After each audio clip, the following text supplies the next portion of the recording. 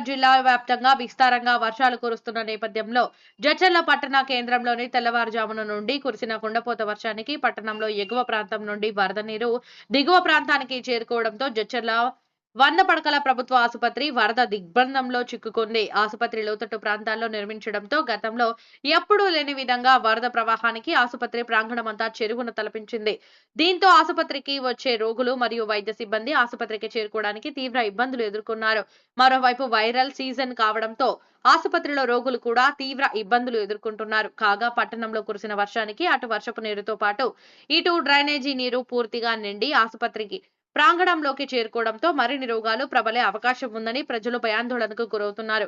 ఇప్పటికైనా పాలకులు, అధికారులు స్పందించి ఆసుపత్రి ప్రాంగణంలోకి నీరు చేరకుండా శాశ్వత చర్యలు తీసుకోవాలని ప్రజలు కోరుతున్నారు.